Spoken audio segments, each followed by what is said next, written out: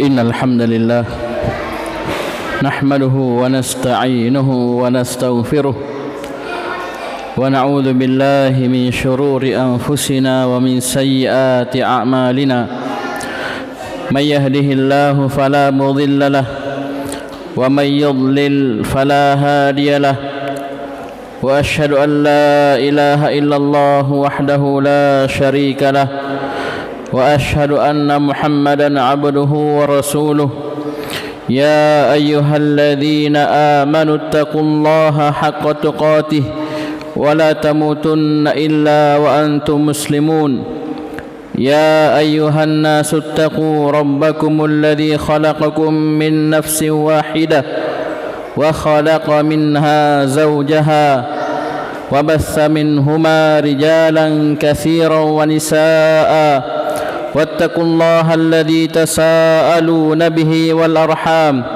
إن الله كان عليكم رقيبا يا أيها الذين آمنوا اتقوا الله وقولوا قولا سديدا يصلح لكم أعمالكم ويغفر لكم ذنوبكم ومن يطع الله ورسوله فقد فاز فوزا عظيما أما بعد فإن أصدق الحديث كتاب الله وخير الهدي هدي محمد صلى الله عليه وسلم وشر الأمور محدثاتها فإن كل محدثة بدعة وكل بدعة ضلالة وكل ضلالة في النار.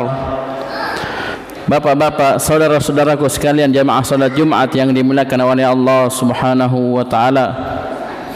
Dalam sebuah hadis yang diriwayatkan oleh Al-Imam At-Tirmidzi rahimahullah dari sahabat yang mulia Abu Barzah Al-Aslami radhiyallahu anhu, Rasulullah sallallahu alaihi wa ala alihi wasallam menjelaskan tentang sebuah kejadian yang akan terjadi nanti pada hari kiamat kelak.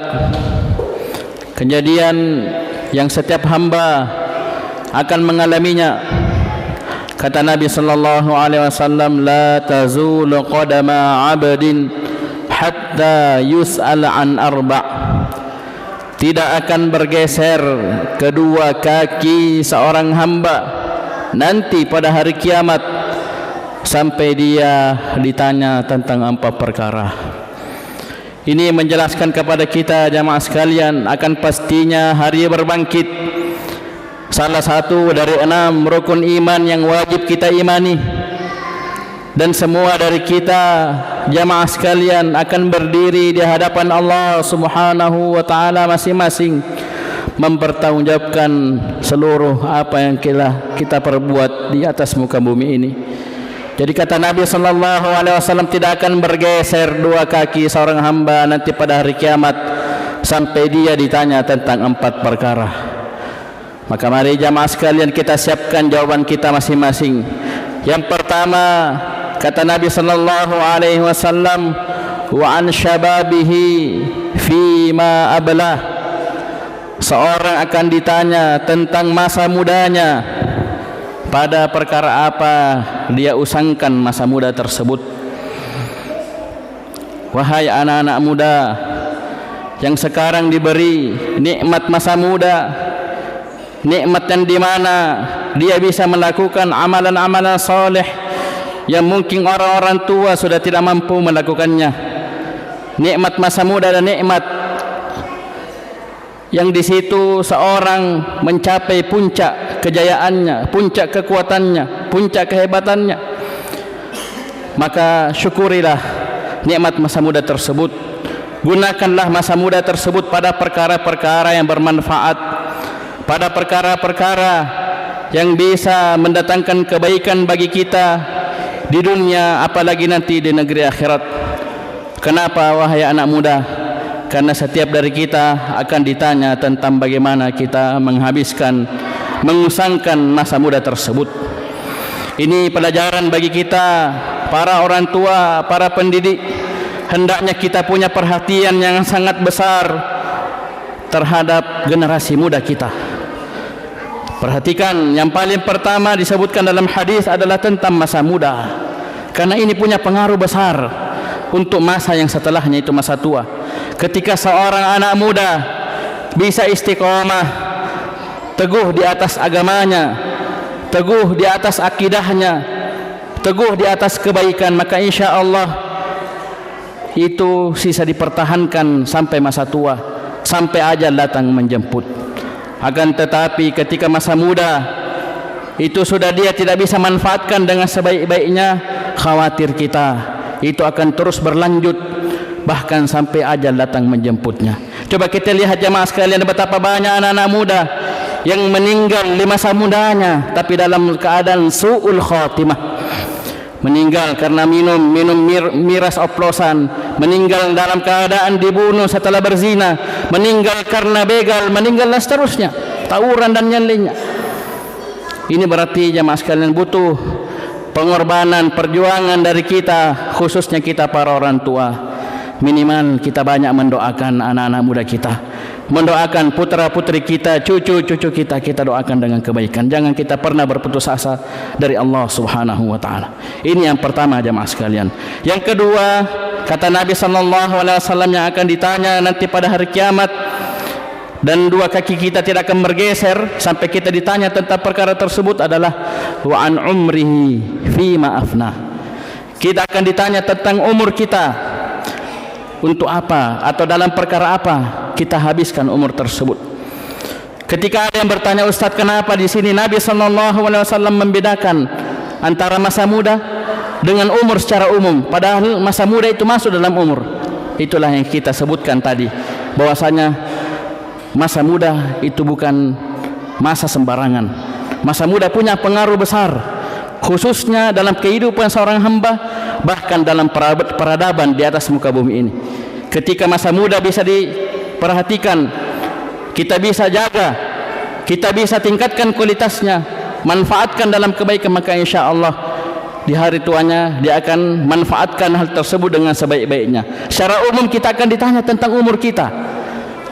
Perhatikan jamaah sekalian, Allah Subhanahu wa taala sampai berfirman, bersumpah, wal asr, demi masa, demi waktu, innal insana lafi khusr, sungguhnya manusia seluruhnya berada di dalam kerugian, illal ladzina amanu, kecuali orang-orang yang beriman, wa amilus shalihat, beramal dengan amalan saleh, wa tawassaw bil haq, saling berwasiat dalam kebaikan itu berdakwah, wa tawassaw bis sabr, dan saling berwasiat dengan kesabaran. Coba perhatikan jamaah sekalian, Allah Subhanahu wa taala bersumpah demi masa, demi waktu. Berarti apa? Manfaatkanlah waktu itu dengan sebaik-baiknya. Itulah umur kita jamaah sekalian. Waktu yang sekarang kita berada di dalamnya, itulah umur kita. Manfaatkan umur kita minimal dalam perkara-perkara kebaikan yang mendatangkan kebaikan untuk dunia kita. Tapi jangan selalu dunia dan dunia. Tapi ingat, ada masa depan yang hakiki, yaitu masa depan di negeri akhirat. Maka mari jamaah sekalian, kita manfaatkan sisa-sisa umur kita dalam kebaikan, dalam ketaatan kepada Allah Subhanahu wa taala, karena setiap dari kita akan ditanya tentang umurnya, pada perkara apa dia habiskan. Jemaah yang dimuliakan oleh Allah Subhanahu wa taala. Kemudian perkara yang ketiga yang semua dari kita akan ditanya tentangnya nanti pada hari kiamat, yang dua kaki ini tidak akan bergeser nanti sampai kita ditanya tentangnya, yaitu kata Nabi sallallahu alaihi wasallam, wa an malihi, dia akan ditanya tentang hartanya. Tentang hartanya, subhanallah, harta ini ternyata pertanyaannya ada dua. Harta ini pertanyaannya kata Nabi SAW ada dua. Yang pertama kata Nabi SAW, min aina iktasabahu, dari mana harta tersebut dia dapatkan, dia peroleh. Dia punya harta, dia punya tabungan, dia punya tanah, dia bangun rumah, dia beli mobil, itu dari mana? Itu uang, dana yang dia peroleh, yang dia miliki. Yang kedua kata Nabi SAW, wa fima anfaqah, dan pada perkara apa dia belanjakan, dia gunakan harta tersebut. Mari jamaah sekalian kita merenung, khususnya kita, wahai para ayah, wahai para suami, wahai para pemimpin kepala rumah tangga, yang memang kewajiban kita untuk mencari nafkah. Perhatikanlah dua perkara ini jamaah sekalian. Dalam mencari harta, perhatikan dua perkara ini. Yang pertama, dari mana kita dapatkan harta tersebut? Apakah sumbernya halal atau malah perkara yang haramkan oleh Allah Subhanahu wa taala? perkara yang diharamkan merupakan dosa dan maksiat. Apakah sudah benar cara kita mengambil harta tersebut? Dan ini tentunya jamaah sekalian butuh kita belajar. Butuh kita belajar agama, bagaimana kita berusaha mencari rezeki, bagaimana kita berdagang, bagaimana kita berbisnis, bagaimana kita ketika menjadi sebagai seorang karyawan dan yang lainnya. Itu ada amanah yang dijelaskan dalam syariat kita. Bagaimana batasannya, ukurannya, sehingga dikatakan itu perkara yang dihalalkan oleh Allah Subhanahu wa taala.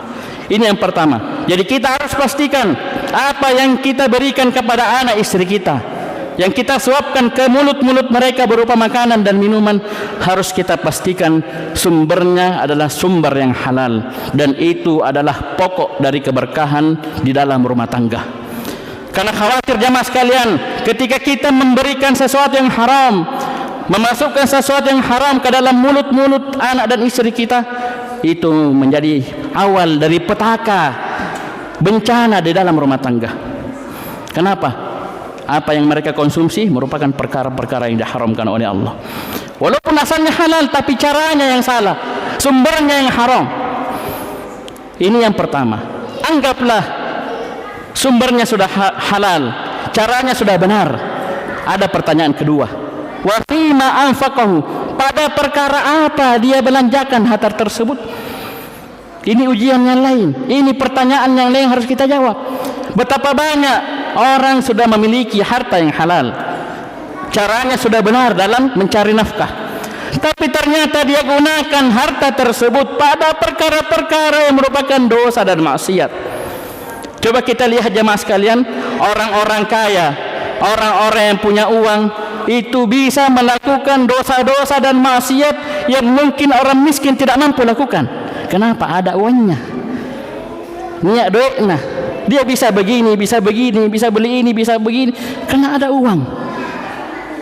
Padahal hartanya sudah halal, betul, itu milik dia, halal. Tapi ingat, kemana kita belanjakan harta tersebut?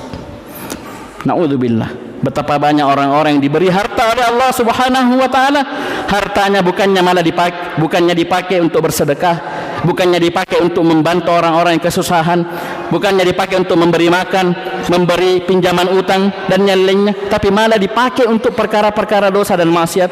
Maka naudzubillah, sungguh betapa berat nanti pertanyaan Allah Subhanahu wa taala kepada dirinya nanti ketika dia ditanya, pada perkara apa kamu belanjakan harta tersebut. Jamaah yang dimuliakan oleh Allah Subhanahu wa taala. Kemudian yang terakhir, perkara yang keempat yang akan ditanya nanti oleh Allah Subhanahu wa taala nanti pada hari kiamat. Yang kedua, kaki kita tidak akan bergeser sampai kita ditanya tentang perkara tersebut.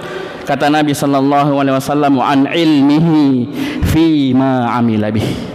Setiap dari kita jemaah sekalian akan ditanya tentang ilmunya, tentang ilmu agama yang dia sudah pahami, yang sudah dia mengerti, yang pernah dia dengar, yang pernah dia baca, yang pernah diajarkan kepada dirinya. Itu akan ditanya, sampai mana kamu mengamalkan ilmu tersebut.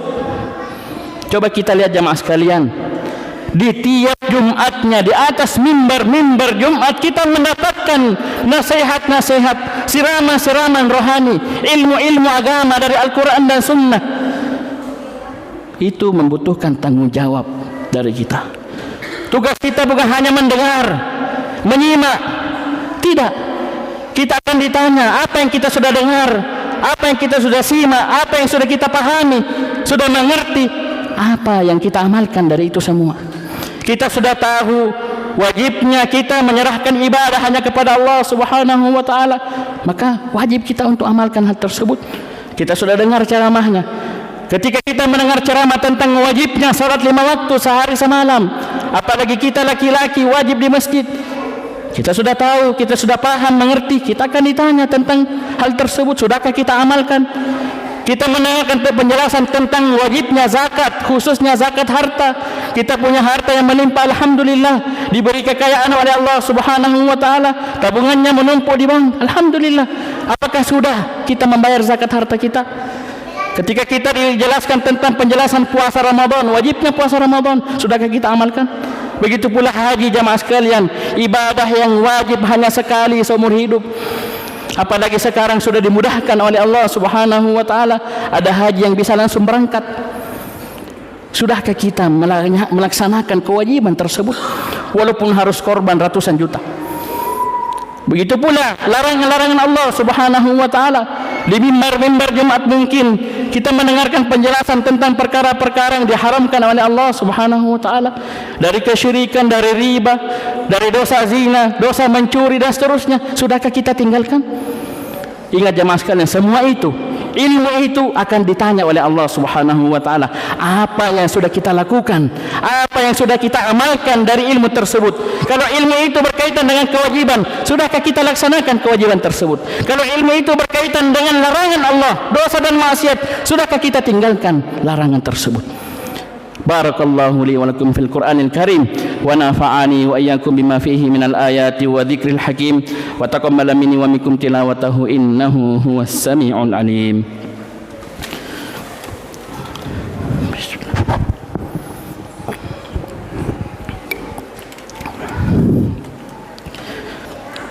Alhamdulillahirabbil alamin wassalatu wassalamu ala al-mabu'uthi rahmatan lil alamin nabiyina Muhammadin wa ala alihi wa sahbihi wa man tabi'ahum bi ihsanin ila yaumiddin, ma ba'd. Jamaah yang dimuliakan oleh Allah Subhanahu wa taala, setelah kita mendengarkan penjelasan di khutbah yang pertama tadi bahwasanya ada 4 perkara yang kita akan ditanya tentangnya pada hari kiamat, yang mana kedua kaki kita ini tidak akan bergeser 1 senti pun, 1 mili pun sampai kita ditanya tentang 4 perkara tersebut. Maka mari jamaah sekalian kita siapkan jawaban yang terbaik di hadapan Allah Subhanahu wa taala. Karena yang bertanya ini bukan siapa-siapa, bukan manusia, bukan pejabat, bukan aparat, tapi yang akan bertanya adalah Dia, Allah Subhanahu wa taala, yang telah memberikan nikmat-nikmat tersebut. Nikmat itu butuh pertanggungjawaban jamaah sekalian. Bukan hanya untuk dinikmati, tapi butuh untuk dipertanggungjawabkan di hadapan Allah Subhanahu wa taala. Kita diberi nikmat masa muda. Diberi nikmat masa muda, wahai anak-anak muda, dengarkanlah. Kita diberi nikmat masa muda. Kita harus siap menjawab pertanyaan Allah Subhanahu wa taala. Pada perkara apa kamu usangkan masa muda tersebut? Apakah pada perkara ketaatan kepada Allah Subhanahu wa taala yang dengannya kita beruntung, atau malah kita habiskan dalam perkara dosa dan maksiat, naudzubillah, yang dengannya kita binasa celaka dunia apalagi nanti di akhirat. Yang kedua jamaah sekalian, tentang umur kita secara umum, detik-detik kehidupan kita akan ditanya. Pada perkara apa kita habiskan? Apakah pada perkara yang sia-sia, tidak berguna, apalagi pada perkara dosa dan maksiat? Kemudian yang ketiga jamaah sekalian, tentang harta kita. Tentang harta kita jamaah sekalian, pertanyaannya 2. Khususnya kita wahai para ayah, para suami, perhatikan 2 perkara ini. Ketika kita mencari harta, cari sumber yang halal, dan perhatikan caranya, harus dengan cara yang benar. Ketika kita sudah lolos di pertanyaan yang pertama, harta kita sudah halal, cara kita mencari harta sudah benar, maka perhatikan pertanyaan kedua, pada perkara apa kita gunakan harta tersebut? Apakah kita habiskan, hamburkan pada perkara yang sia-sia, yang tidak berguna, tidak ada manfaatnya, atau bahkan kita habiskan dalam perkara dosa dan maksiat? Maka mari jamaah sekalian, manfaatkan harta tersebut pada perkara-perkara yang dicintai dan diridhai oleh Allah Subhanahu wa taala. Gunakanlah harta tersebut untuk semakin mendekatkan diri kepada Allah Subhanahu wa taala. Kemudian yang perkara keempat adalah tentang ilmu kita. Ya, ilmu agama yang kita pahami, walaupun tidak banyak, walaupun hanya sekali sepekan kita dengarkan ceramah agama dari mimbar-mimbar Jumat, kita semua akan ditanya apa yang sudah kita amalkan dari ilmu tersebut. Kalau itu berkenaan dengan kewajiban kita kepada Allah Subhanahu wa taala, perintah Allah Subhanahu wa taala, sudahkah kita laksanakan kewajiban tersebut? Kalau itu berkaitan dengan dosa dan larangan maksiat kepada Allah Subhanahu wa taala, maka pertanyaannya, sudahkah kita tinggalkan dosa dan maksiat tersebut? Maka mari jamaah sekalian, kita siapkan jawaban terbaik kita di hadapan Allah Subhanahu wa taala, karena ini sebuah kepastian yang tidak ada seorang pun yang dapat menolaknya. Kita berdoa kepada Allah Subhanahu wa taala. Allahumma shalli ala Muhammad wa ala Muhammad kama shallaita ala Ibrahim wa ala Ibrahim wa barik ala Muhammad wa ala Muhammad kama barakta ala Ibrahim wa ala Ibrahim innaka Hamidum Majid. Allahumma ighfir lil muslimina wal muslimat wal mu'minina wal mu'minat al ahya'i minhum wal amwat. Rabbana zalamna anfusana wa illam taghfir lana wa tarhamna lanakunanna minal khasirin. Rabbana la tuzigh qulubana ba'da idh hadaitana wa hab lana min ladunka rahmah innaka antal wahhab. Rabbana atina fid dunya hasanah wa fil akhirati hasanah wa qina adzaban nar. Ibadallah, innallaha ya'muru bil 'adli wal ihsan wa ita'i dzil qurba wa yanha 'anil fahsya'i wal munkari wal baghi ya'idzukum la'allakum tadhakkarun. Wa la dzikrullahi akbar wallahu ya'lamu ma tasna'un.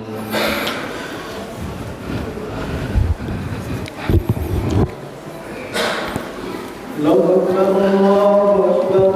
Asyhadu an la ilaha illallah. Asyhadu anna Muhammadan Rasulullah. Hayya 'alas salat, hayya 'alal falah.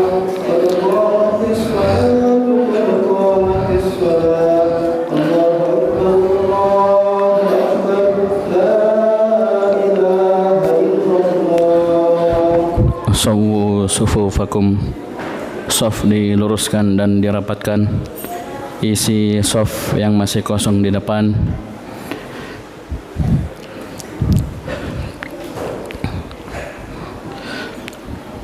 Allahu akbar.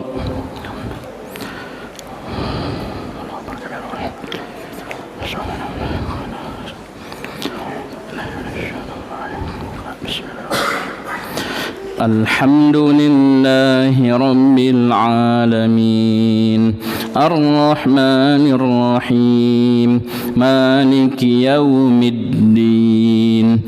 Iyyaka na'budu wa iyyaka nasta'in.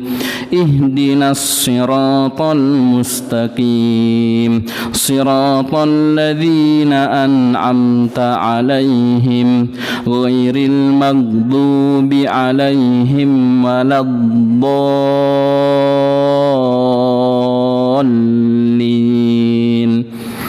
Amin. سبح اسم ربك الأعلى الذي خلق فسوى والذي قدر فهدى والذي أخرج المرعى فجعله غثاء أحوى سنقرئك فلا تنسى إلا ما شاء الله إنه يعلم الجهر وما يخفى ونيسرك لليسرى فذكر إن نفعت الذكرى سيذكر من يخشى ويتجنبها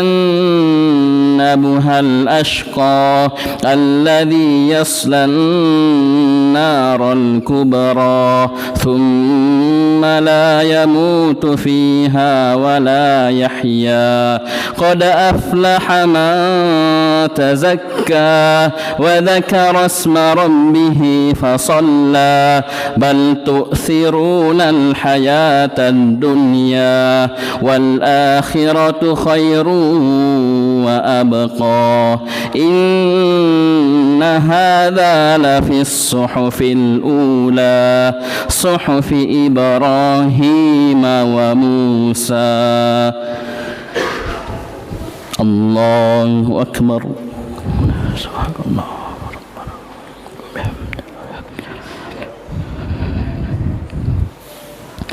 سمع الله لمن حمده. الله أكبر.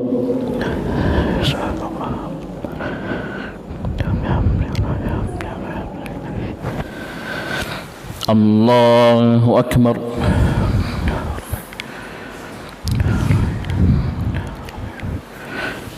الله أكبر.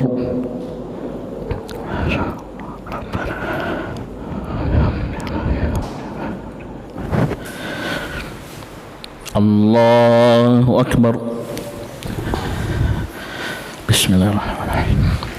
الحمد لله رب العالمين الرحمن الرحيم مالك يوم الدين إياك نعبد وإياك نستعين اهدنا الصراط المستقيم صراط الذين أنعمت عليهم غير المغضوب عليهم ولا الضالين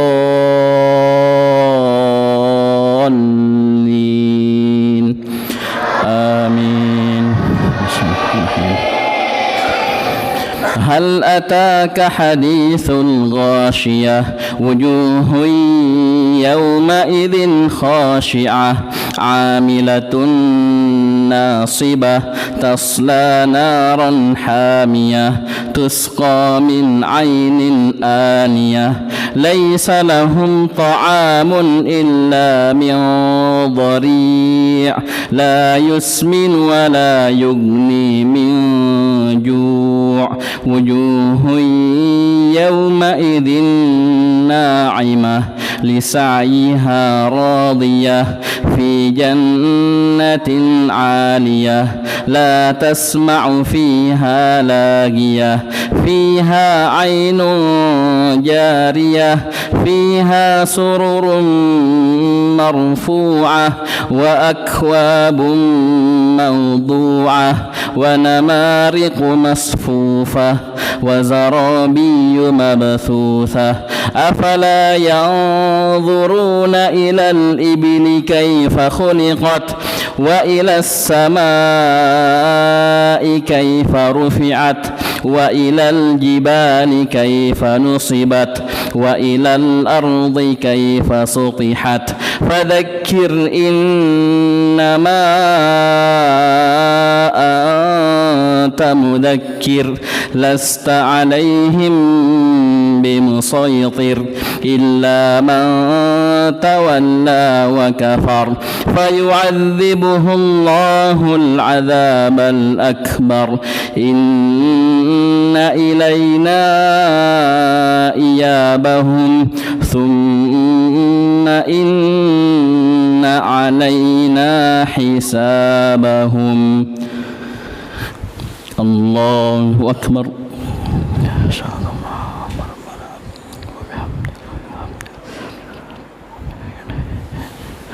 سمع الله لمن حمده. الله أكبر.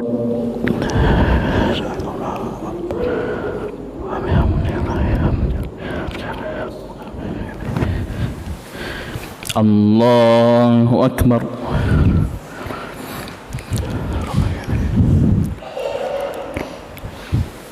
الله أكبر.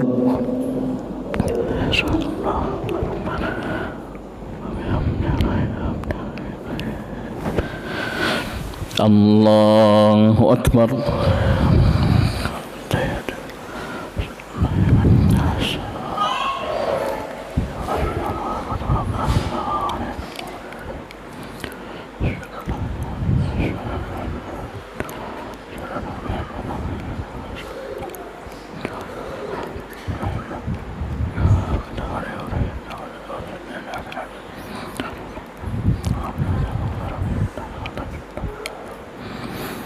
السلام عليكم ورحمة الله. السلام عليكم ورحمة الله.